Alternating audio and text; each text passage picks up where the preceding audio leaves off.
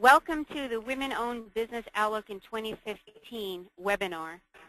The numbers are staggering. The rate women are launching small businesses in America is picking up steam, and in the process they are fueling job creation. This is a great economic success story that has not gotten a lot of attention in the popular press. The good news is that women are closing the startup gap with men, and minority concerns are particularly growing at a fast pace. Today we will explore the trends and hear from leading experts in a range of fields. Here is a background on our panelists. Anita Campbell is a woman entrepreneur who can share her knowledge and life experience. Ms. Campbell is the founder and CEO of Small Business Trends and a frequent guest speaker at small business seminars and conferences. She is widely regarded as an authoritative voice on small business issues and publishes several successful online properties reaching more than 6 million small business owners each year. She shares her voice on American Express Open Forum and is an invited contributor at the SBA Gov site. Rohit Arora is a leading national expert in small business finance. Mr. Arora is CEO and co-founder of Biz2Credit, an online portal that has arranged more than $1.2 billion in funding to small business since 2007. Its network has more than 1.6 million users and 1,300 lenders. He is frequently quoted by CNBC, The Wall Street Journal, Inc., American Banker, and other publications. John Mayer is the Director of Education at the Company Corporation. The online company at Incorporate.com helps tens of thousands of new businesses incorporate annually. It provides ongoing compliance services to 200,000 companies located throughout the U.S. Mr. Meyer is the author of several e-books, including How to Start a Business After Age 60 and 12 Businesses You Can Start in Your College Dorm. Frank Fiorelli is the Senior Director of Risk Management at Paychex, Inc. The company is a leading provider of payroll, HR, insurance, and benefits outsourcing solutions to small and mid-sized businesses. Mr. Fiorelli joined Paychex in 2002 to lead its enterprise-wide risk apparatus. With over 20 years of experience in risk management and credit, he has been named one of the 100 most influential people in finance by Treasury and Risk magazine. And my name is Lori Ianu, and I'm Senior Editor at CNBC. I have spent most of my career covering small business, entrepreneurship, technology, and innovation in both the U.S. and abroad. I am a founding editor of Fortune Small Business and the Small Business Channel on CNN.com. Over the years, I've talked extensively on TV, on ABC News, Fox, CNN, the Nightly Business Report, and other channels about small business trends and issues. Next.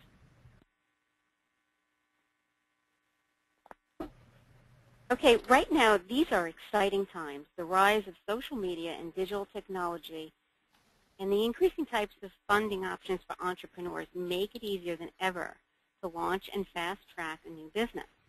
Let's now have panelists give us an overview on key trends. These are the topics we will be discussing today. The growth of women-owned businesses and projections for the year ahead. The gender gap in small business financing and how to improve credit scores. Choosing the right business format. Why I should incorporate. Payroll issues and tax legislation.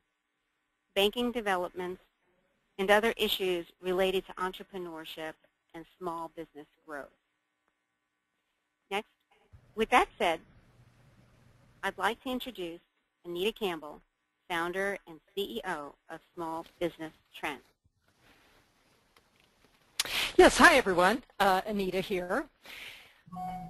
So the realities for women business owners are women are graduating from college in higher numbers than men. Women-owned businesses are a very important source of job creation in the U.S. economy.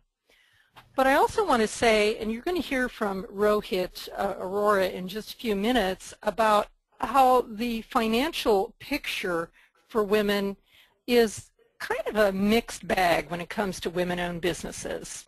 But I think he'd also characterize it as, you know, mostly positive, but there's a lot of room, we think, for growth when it comes to women getting credit. Startup costs in general have gone down for businesses, and that's being driven by a lot of trends in the world today.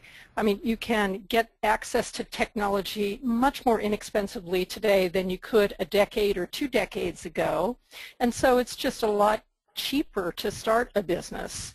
People are also used to working virtually, and so the actual real estate costs are much lower for startup businesses today. In other words, you don't really need to actually go out and rent an office and fill the office with furniture for many types of businesses, unless you're in a business that actually needs a physical place of business, such as a retail shop or a food establishment or restaurant. But many businesses, particularly when it comes to business services or even consumer services, can be started from the home or from a very small shared office space or co-working space. And that, of course, keeps things down you know, when it comes to those actual costs. So that's really good. Next slide. But I'd like to talk about some of the numbers and what those numbers really mean. So we went through a period of about 15 years or so, actually a little bit more than 15 years, when the number of women-owned firms was growing at 1.5 times the national rate. So in other words, what we were getting was a lot more women going into business. But as I think you're going to hear, women-owned businesses still are at a disadvantage when it comes to male businesses and getting credit because of a couple of factors. One is women-owned businesses tend to be younger in age than male-owned businesses, at least those who are applying for credit. And secondly, they tend to be smaller in size. Of course, these are just generalizations, but those two things are very important when it comes to the age of the business and the size in terms of revenues or annual sales when it comes to getting credit. And in part that is explained by the fact that more businesses are being started by women and we're catching up, but we're not yet there. Now think about this, 591 women-owned firms were started each and every day during the past year, according to a recent report by American Express Open on women-owned businesses. So that's pretty good growth. But we still have some ways to go. And I really would like to talk about a few tips in a few minutes, but let's move to the next slide and then I'll discuss those. Just let me point out also that we've had some states with really fast growth in women-owned businesses, and those run the gamut from places like North Dakota to some of the areas that we tend to think of as being hotter for startups like Nevada and Arizona, which is currently very hot, especially for tech businesses, but also to places like Virginia, Maryland, Texas, and Utah. And I think you can also see that some of the metropolitan areas are not hard to explain. San Antonio, big tech center. Atlanta's always been a very strong commerce center of the South. But we're also seeing places like Tampa and St. Petersburg, which is kind of surprising, actually. Well, based on my experience in talking with other business owners who are women and also men, there are a few things I'd like to suggest that women should focus on when it comes to getting funding. First thing is aspire to that $1 million in annual revenue mark. Now we know that not every business wants to grow, And so some women might say, I don't ever even want to be 1 million in annual revenue. But you know what? Those who are looking for funding and who are on a growth path really should be thinking about, how do I get to that 1 million in annual revenue? Now, there's nothing magic about that number, but I do want to say it's important to have a goal, and mentally that 1 million in annual revenue is a good goal to look forward to and drive toward. And we tend to more likely achieve our goals if we actually have goals and we drive them. And so that's why I say set a goal for yourself and really aspire to that. Set that $1 million goal, because remember what I said earlier, women-owned businesses are at a disadvantage when it comes to male-owned businesses because we tend not to have businesses that are as large. And so that is going to be a ceiling, if you will, on the funding that we can get. The bigger we are, the more we can grow, in other words. Another pointer I'd like to suggest is when you're starting out, a lot of us start out and use our credit cards to finance early on. Take my advice. Do not max out your personal credit cards. Early on, while you still have available credit on your personal credit cards, you want to apply for a business credit card and start using that. That's going to do several things. First of all, it will not only make sure you don't max out your personal credit card, but it gives you more overall available credit. You don't want to max out because that can negatively impact your credit rating, and we're going to hear that credit ratings have actually gone down for women-owned businesses, at least according to those in the study that Biz2Credit has done. So that credit rating is extremely important. But also, you'll have more overall credit, and you'll just have more to work with. And then in addition to that, a business credit card is one of the best ways and easiest ways to start establishing credit history for your business, because you're going to need one for your business and not just for yourself. So that pointer is, don't max out on your personal credit cards early. Go apply for a business credit card as soon as you can, and use it wisely.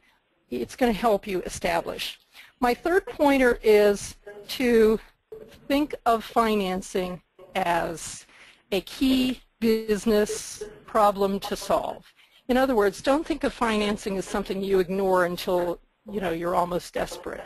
But think of it as part of your strategy very early on about how am I going to be able to go out and get financing, and think about the long term, not just here and now, but what can I do as time goes on to build different layers of financing into my business growth plans. And if you view it as a challenge, as a strategic challenge, you're more likely to address it and find solutions for that.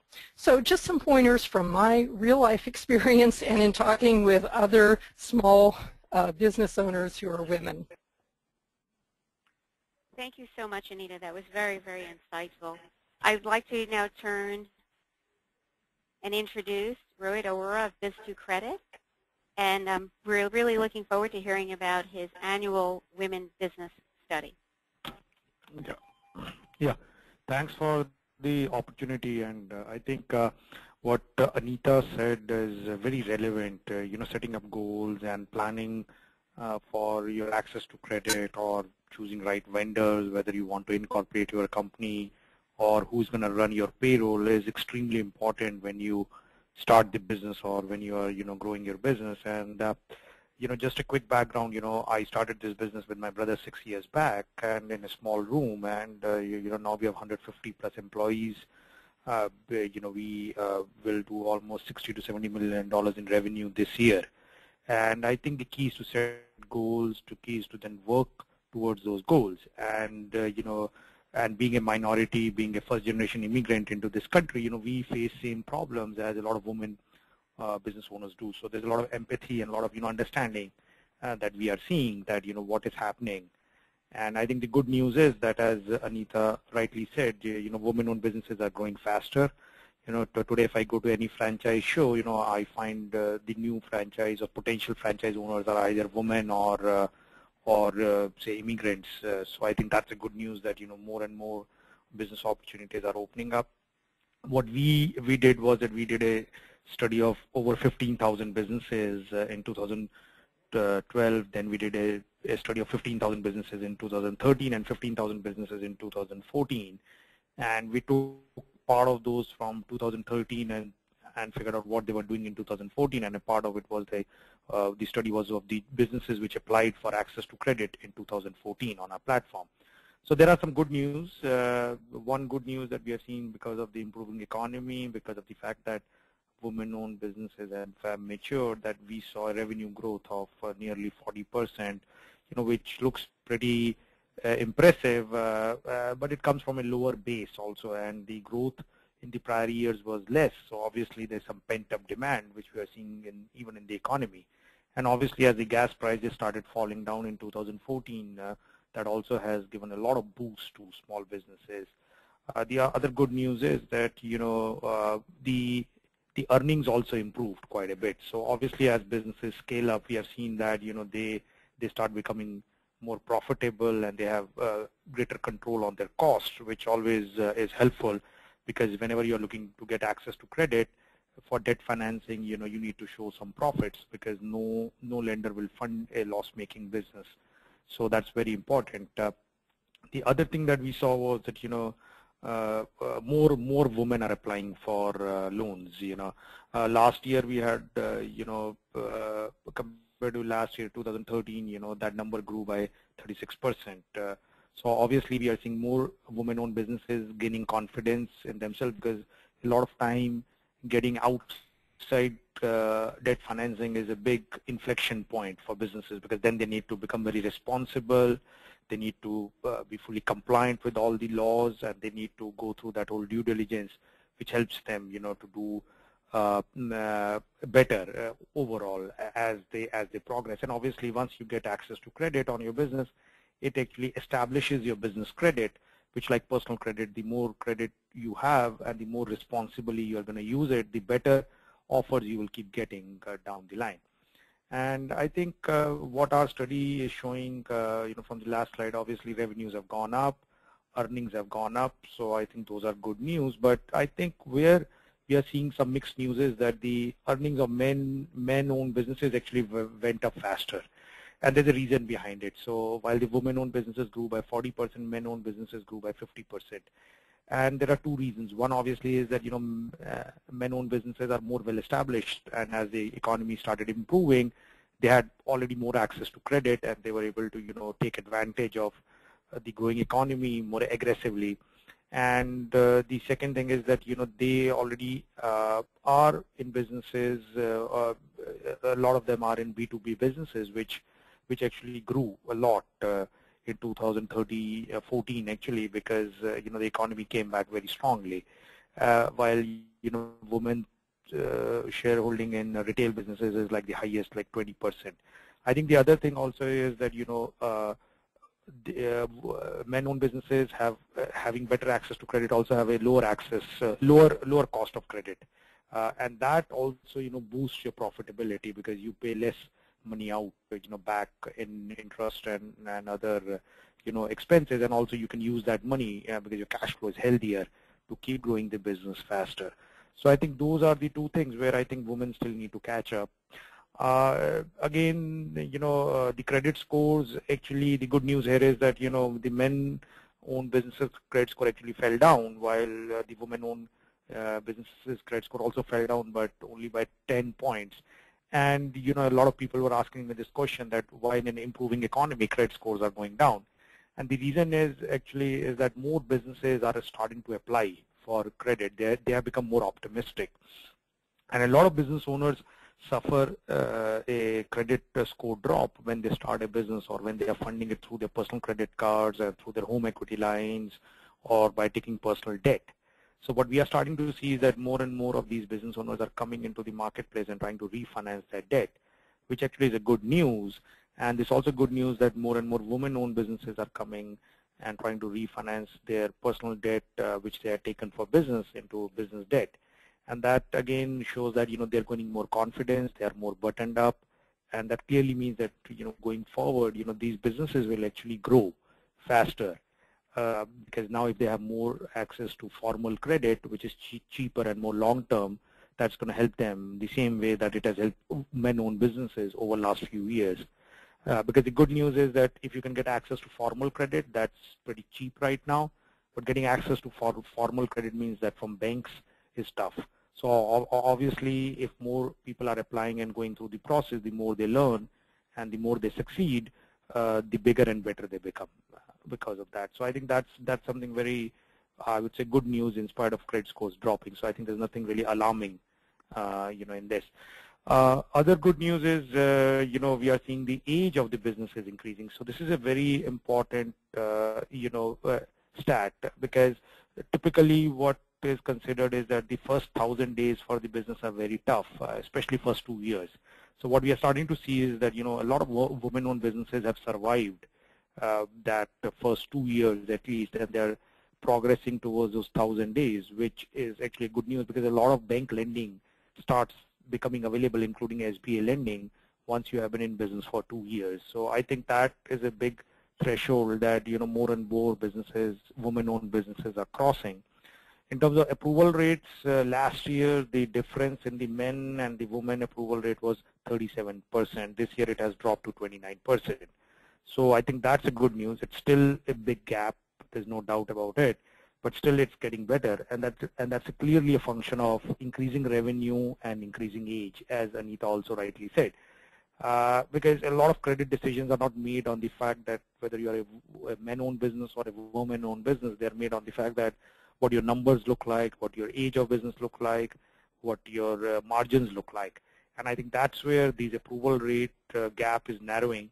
And we at Biz2Credit feel very strongly that in next few years we'll see this gap narrowing even more, because as more and more women-owned businesses gain in size, as more and more of the more well-established businesses come into the market to borrow money, it also gives a good perspective to lenders, including banks, because once they start building out a bigger portfolio of women-owned businesses, it actually gives them more confidence to lend more money to women-owned businesses. But that's also one reason that there is a bit of a biasness. There's no doubt, because a lot of bankers haven't dealt with women-owned businesses in the past, and they don't have a lot of, I would say, experience and a track record. So obviously, the more experience that they get, the more confident they become to start lending money to businesses and business owners that they have not done in the past. So I think that all is pointing towards in the right direction, and we see the economy keep growing over the next 2 to 3 years with low oil prices and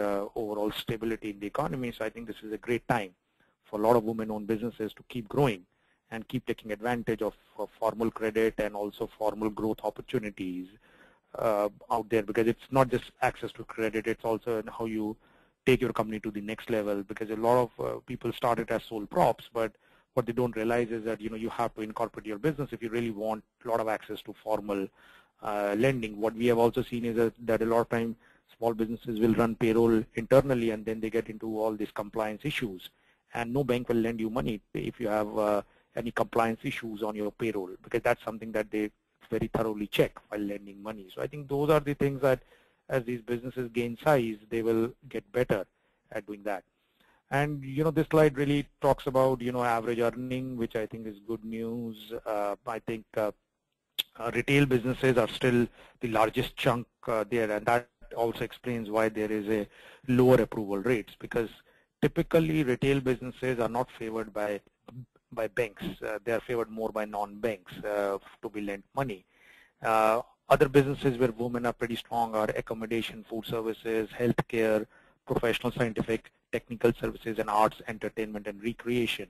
So I think that's also one reason why the approval rates are lower, because for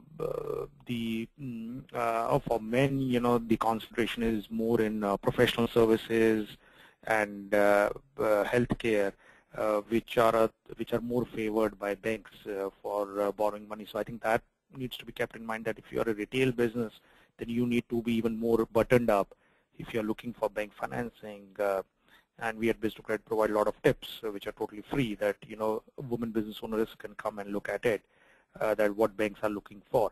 So the key thing here is that, keep improving your business, keep improving your margins, file your taxes on time, show profits on the tax returns because that's important. Keep it clean, the business, active on Secretary of State, be fully compliant with your payroll. And I think if you do that, then we'll see a better results. We're already starting to see, because see, last year the difference in the credit score of men-owned and women-owned businesses was 20 points. This year it has come down by 5 points. And 5 points doesn't look a big number, but in the overall scheme of things, it matters, because anything which is going to help women-owned businesses to get more access to formal credit, as credit scores, age of revenue increased, is obviously going to have a bigger impact on the overall state of growth of these businesses out there. So I think obviously the economy is improving. I think that's a big news. I would say that's the biggest news, that economy has improved a lot. The economy seems to be very stable. We hope there will be some interest rate increase later this year, which makes banks more hungrier than what they are today. I think the other good news is that a lot of marketplace lending has really taken off. That clearly means that women-owned businesses which are not getting access to formal bank lending don't need to go and borrow money from cash advance lenders or other lenders which are charging very high rates, anywhere between 50 to 100%. They can actually use marketplace lending platforms where they can get money at 12 to 18% kind of stuff, which is still expensive, but at least it puts them on path for bank lending down the line. I think with experience and with size, as Anita rightly said, the women-owned businesses will become more mature. They'll have better credit histories, and also, more employment generation will happen, which clearly means that, they will become more well-established. And I think the whole lending market is moving digital. So we deal with a lot of banks, and this is the first year in 6 years that now banks are coming to us and say that they want to digitize their whole platform, which I think is a great news, especially for women-owned businesses, because it removes a lot of biasness. It also removes the need for women-owned businesses to go from a bank to bank, from a branch to branch, and they can do everything sitting in front of their computers. They can actually store all their documents in one place. They can get results or approvals much faster. And I think the other thing is the startup costs have really gone down, whether it's on the technology side, whether it's on the communication side, whether it's on the marketing side. Today you can do a lot more. And I think as the economy becomes more knowledge-based economy in this country, we will see that women who are already outnumbering men in college education will keep gaining that ground, because it's all about now, having a knowledge-based business, even if you have a retail business. So I think investing money in your website, not just website, but also in your mobile experience, that's very important. Investing money in your social media marketing, investing money to build your brand, being connected with your customers, which I think women do a lot better than men already. So I think those are the strengths that will help women-owned businesses to keep gaining and closing the gap with the men-owned businesses. So I think those are the things that we are seeing, and we are very optimistic that in the next 2 to 3 years we will see a lot more women-owned businesses. And as Anita was pointing out, this whole growth in women-owned businesses is both colored women and white women, and that I think in itself is going to change the lending landscape, because more bankers will get exposed and to women-owned businesses, and as more success stories come out, more women would get inspired to start their businesses or even buy existing businesses. That's the other thing we see, that more men actually buy existing businesses than women, and a lot of time, buying business is actually better than starting a business, because you can get, SBA loans and other loans if you want to buy a business, and the probability of that succeeding is a lot more, and then you get access to formal credit much faster. So I think that will come with experience, and confidence is going to get better and better, over the next 2 to 3 years. Obviously, as I was saying, still it's a mixed picture, because male-owned businesses have grown faster. Obviously, and the reason is very simple. The economy improved. They were more well-positioned already to take advantage of that. but approval rates gap has dropped, average age of business has gone up, and I think these are the things which women-owned businesses still have to strive for, and I think they need to work, I would say, like set up your goals, as Anita rightly said, and learn from men-owned businesses. I think one or two things to learn is to negotiate harder on your cost, be more demanding of all your partners, and keep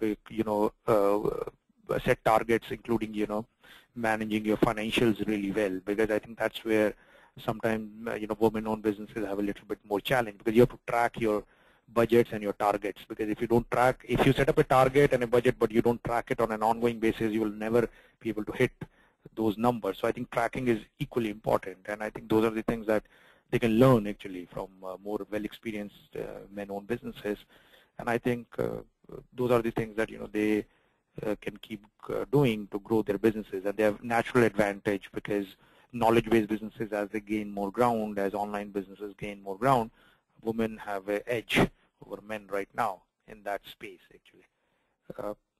So I think that concludes my session, and then I will hand it back to Laurie.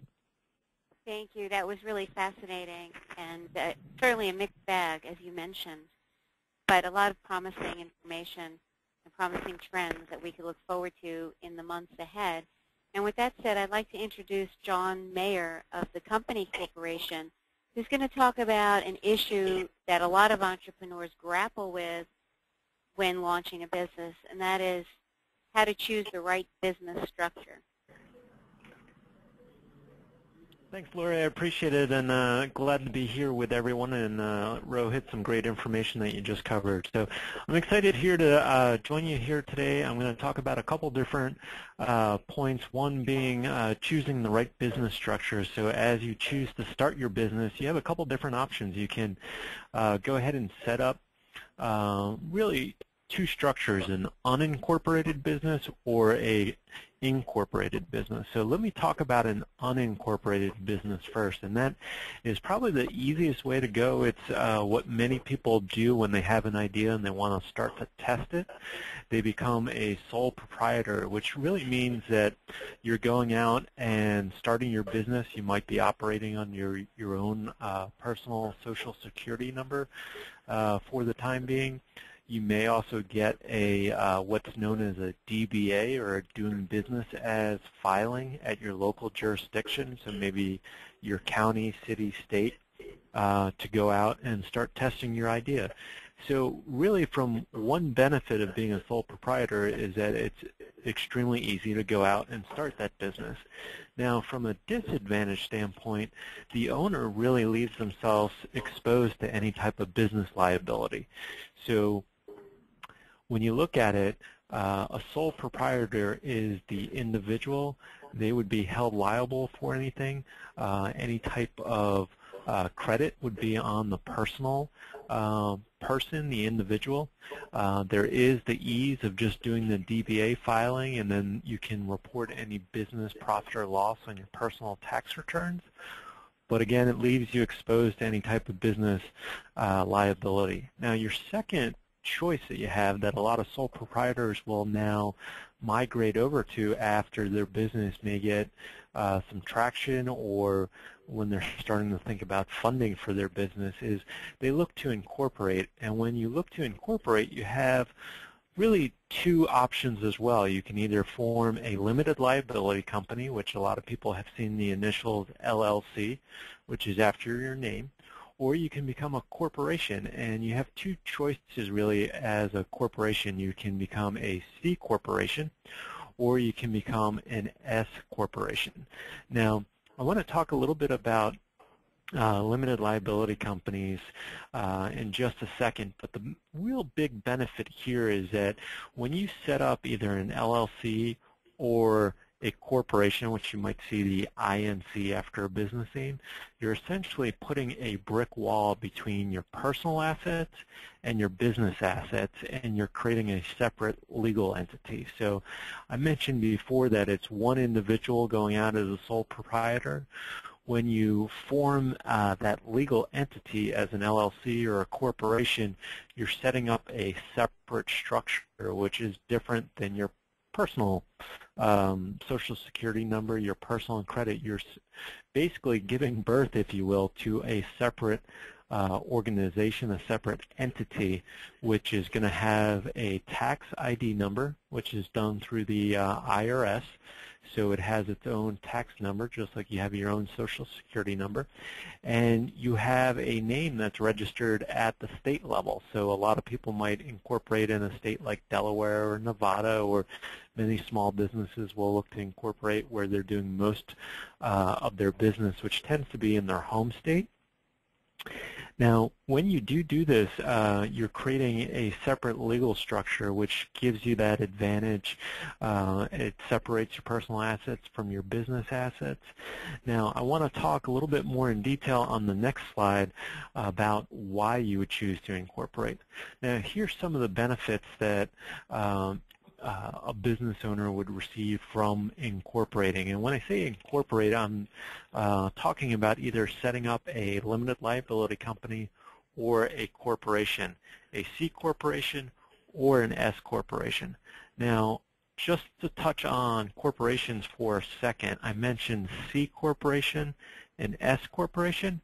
Most small businesses are going to elect to be a S corporation, which is done through a filing as well with the IRS, and it's just saying that, hey, I want this tax treatment which is available for small businesses, which means that you pull any profit or loss from your business onto your individual tax returns. Now, an LLC has the same type of thing where you can pull profit or loss and you put it onto your Schedule C of your income taxes. So from an ease standpoint, an LLC or a Subchapter S corporation tend to be the more popular options for small businesses. A C corporation tends to be the popular structure for your companies that are going public, your large companies like your Coca-Colas or your General Electrics. And then also if you are looking to get venture funded or be a technology, let's say, startup, most of those that are receiving substantial funding to have that high growth of a technology company, they're going to require a C corporation, and in many cases they're looking to form a Delaware C corporation. So with that said, why would somebody choose to incorporate? I mentioned before that you put this brick wall between your personal and your business assets. That brick wall is essentially called a corporate veil, and it creates a separate legal entity. And by doing that, you will start to establish business credit under that new entity, and that's what a bank would be lending to.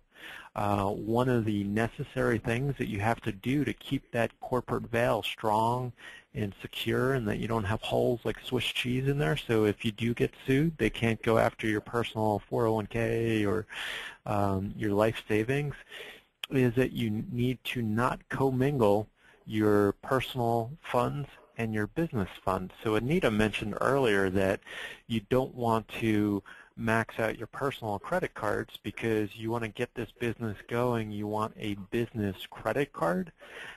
You want a business credit card. You want a business checking account. And all of that will help you build credit under the new legal structure, and then you'll be going to banks to try and get lending to that business structure.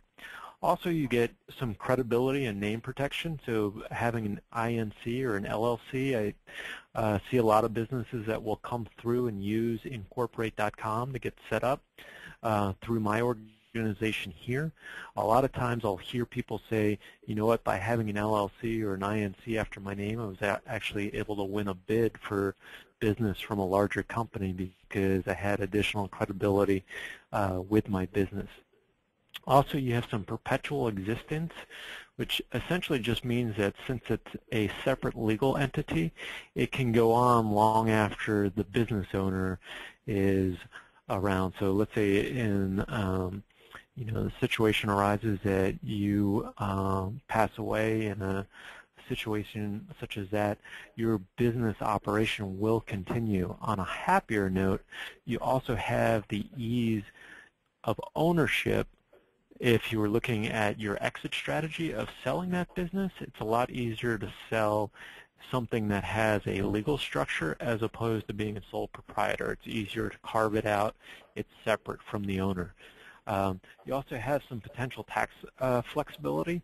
Certainly with taxes or any type of deductible expenses, those are things that you want to consult your tax specialist or your CPA as you're getting your business up and running. But certainly by incorporating, you would get some additional benefits there.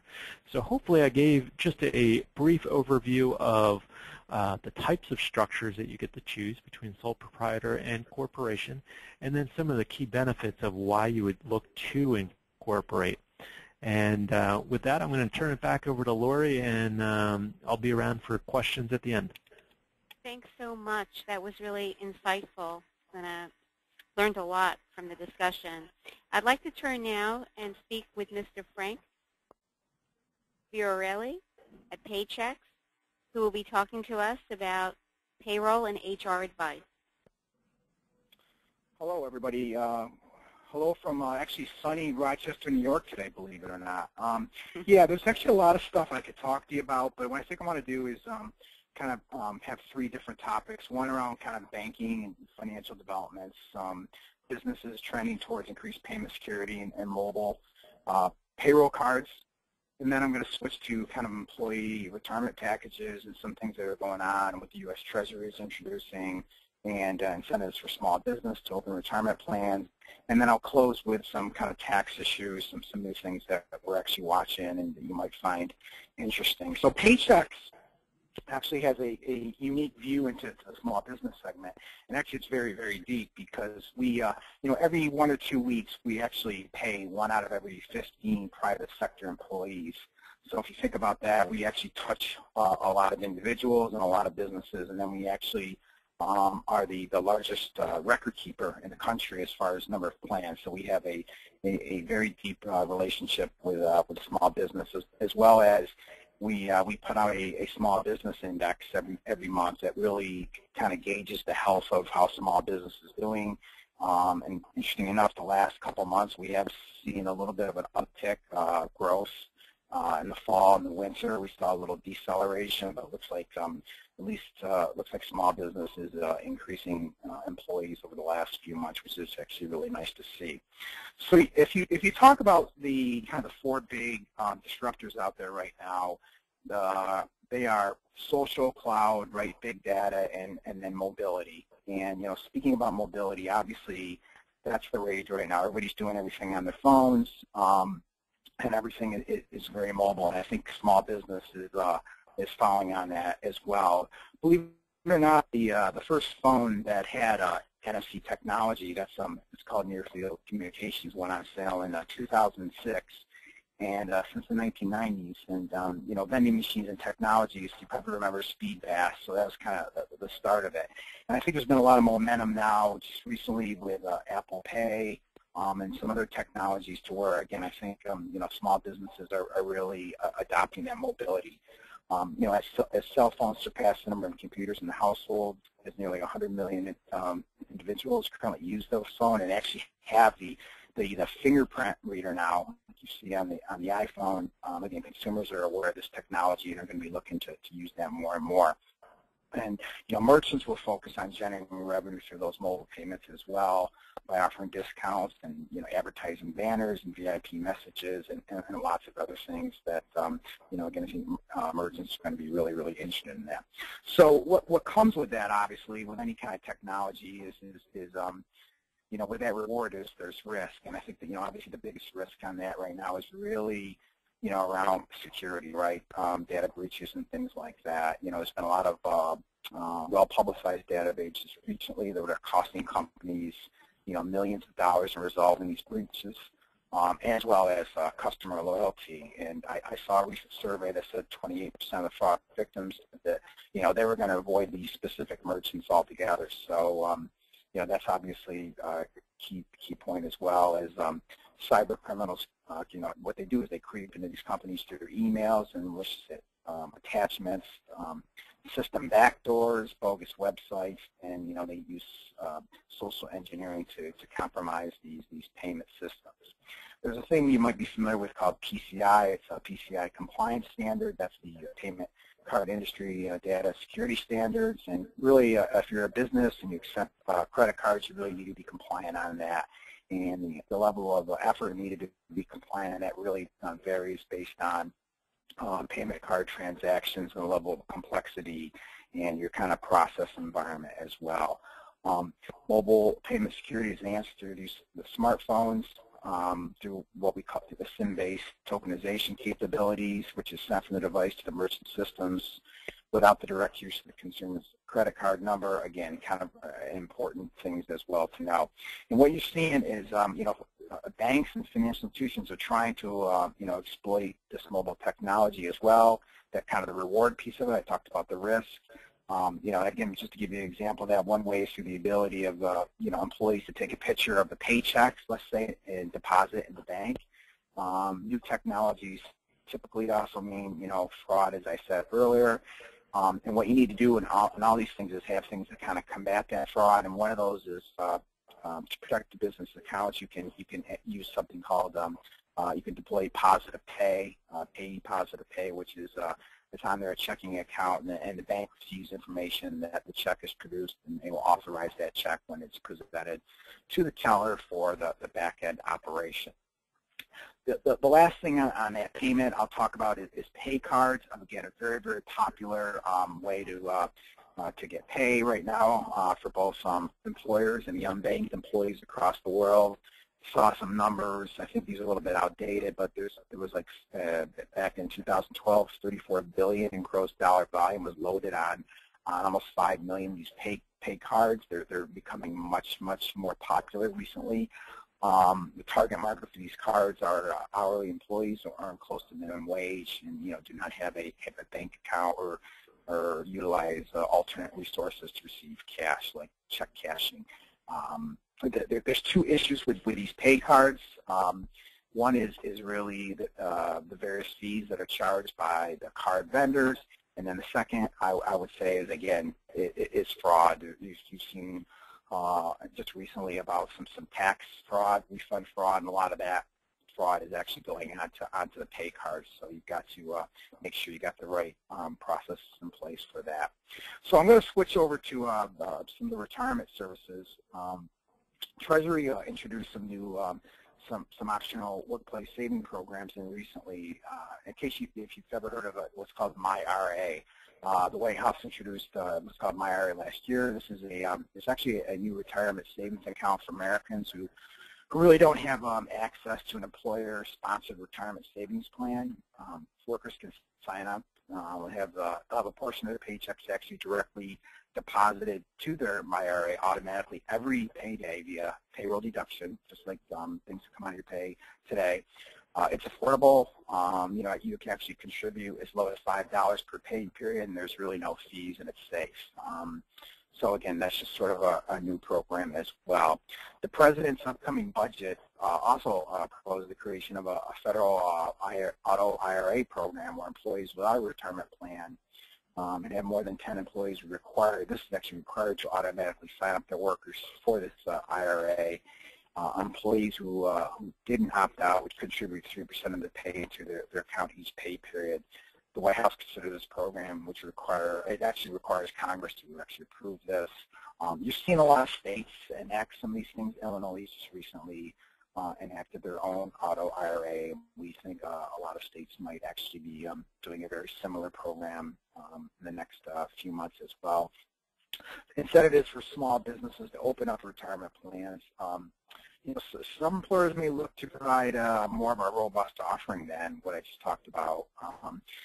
So what's going on is a tax credit of $500 a year for 3 years is available now to small businesses owners to offset the cost of setting up that plan and working client or employees through that, as well as employer contributions are tax deductible and assets grow in a tax-free plan. So many small businesses find that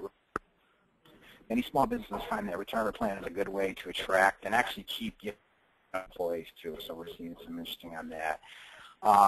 Congress is also considering several pieces of legislation with providing further incentives for this, tax credits for establishing plan, easing restrictions around multi-employer plans with some small businesses, and design it attractive to hold administrative expenses. Then I'm going to switch to some stuff on tax. Although there's some background in there. I'm sorry, I can't. Can you guys hear me? Yes. Yes. Okay, I heard some background. Somebody, if they could put their phone on mute, that'd be great. And then the last thing I'm going to talk about is, Tax Increase Prevention Act of 2014. Just recently, late last year, the president, signed in the Tax Increase Prevention Act, which extended, which is really nice, extended many-day business tax incentives for the year, and it actually went back retro to 1/1/14. These include, I'll just hit off a few. They include bonus depreciation, Section 129 acceleration expenses for qualified assets, the tax credit for qualified business research expenditures, the work opportunity tax credit for employees hiring veterans and certain other individuals, and the employer wage credit for activated military reservists. And then just to expand on two of the more popular tax extenders, it's the bonus depreciation. So a company can now deduct half the cost of new capital purchases in the first year, as well as you can claim losses that generated by this 50% depreciation against your other income, but can also carry any still unused losses back 2 years to get a refund. And then the last one, the Section 179, allows businesses to deduct the full purchase price of qualifying new and used equipment or software purchased during that tax year, which is used for business purposes at least 50% of the time. So the thought or the prevailing wisdom is that the Section 129 may be the one extender that likely to be renewed, or they may even actually possibility make that permanent. That may be though at a lower dollar limit. There seems to be less buzz or enthusiasm for maintaining the bonus depreciation. In any case, we're going to watch this stuff closely, and then again to kind of close, again just hit a very few things that that at least Paychex is watching or kind of managing that really influences small business. Also, as many of the presenters talked about, very bullish on what's going on in the general macro environment, as well as just the small business industry. And I think with that, I want to definitely end and make sure there's time for questions. So thank you. Thank you so much. Again, a great presentation, and I'm sure everyone learned a lot. I wanted to just thank all of the panelists for taking time out of their busy schedules to talk with all of us today. I'm sure everyone appreciates it very much. And I want to welcome questions from participants. If you have any questions, you're free to write in. We'd love to hear from you. I know this has been a lot to digest, but I'm sure there's lots of people who have issues and concerns that I'd like to see addressed. So we welcome any questions. And while we're waiting for those questions to come in, I'm going to start by asking a few questions of my own, because there were so many points that everyone made that I wanted follow-up. So first I would like to ask Mr. Fiorelli of Paychex, do you feel that most business owners today are well aware of the provisions in the Tax Increase Prevention Act of 2014? In other words, do they know a lot about the bonus depreciation and other types of tax advantages they should be looking at right now? I would say generally no. I think, at least we do, and I know a lot of others, we spend a lot of time and have a lot of resources just around kind of the educational piece of it, getting that information out, and, but when it does come out, we actually field a lot of questions in our various offices throughout the country. So I think generally not so much, sometimes, maybe more kind of tax side, because that seems like that's very interesting to them, but maybe some of the other things that are a little bit less popular, I think that it kind of goes unnoticed. So I'd say generally not so much, but when it does come out there, we actually do get a lot of questions on it. Do you have any advice for listeners on how they can learn more or find out more about what tax advantages they may or may not be taking advantage of? We encourage them. There's actually a lot of information on our website, believe it or not. And we do a lot of white papers. We do a lot of our research. I'll give you just an example at Paychex. We've got almost 100 folks just in our compliance regulatory area. That's all they do every day. So I'd say one is to visit like our website. There's a lot of good information out there, as well as I'm sure that there's others that have that same type of information. Right, very good. I wanted to ask a question of Mr. John Meyer, who was talking so much about the benefits of incorporation and LLC. Is it expensive to incorporate or set up an LLC? Can you talk about some of the costs involved? Great question. When you're thinking about incorporating, you have a couple different options. Let's just start with what the hard cost is that every state charges a fee. So if you're going to incorporate in New York or Delaware or California, the state charges a fee, and the state charges a fee for an LLC or a corporation. So that starts off. Then if you work with a service company, you might pay a smaller service fee, which might range around, let's say, $50 to $100 or so to incorporate. And then you could also go to an attorney, which many attorneys will also use service companies to do the filing, and they may charge, let's say, $1,000 or up to incorporate. So when you're thinking about incorporating, it's probably going to cost you in the ballpark of a couple $100 all the way up to a couple $1,000, depending on what method you choose. Very interesting. What types of business entities are most popular for the women-owned business sector? The most popular entity right now is the LLC. When you look across the whole spectrum, it's usually about 70% of filings for small businesses are LLCs. When you start to drill into specific industries, from a tech standpoint, it would be more on the corporation because they're venture funded. As Rohit mentioned, retail is a big sector for women's businesses, so that would tie back into the LLC or an S corporation. I see. Very interesting. I wanted to ask Rohit Arora a question. If he could talk more about the increased financing options for small business beyond traditional bank loans, what are some of the things he's seeing? Yeah, so I think that's a very good question, and I think 2014 was a watershed year in that sense that, the online revolution is changing the lending industry, and this was the first year when companies like Lending Club went IPO'd, which showed that, there's a lot of loans which can be made through marketplace lending in the personal loans. And we at Biz2Credit also started doing a lot more marketplace lending, which meant that, now business owners can get non-bank loans up to 5 years and rates between 11 to 18%, which is expensive than bank loans, but not as expensive as cash advances, and that also sets them on path for getting cheaper loans down the line. So I think this is also putting a lot of pressure on banks now to start coming back into the market, into the lending market, which I think will be a great news for business owners.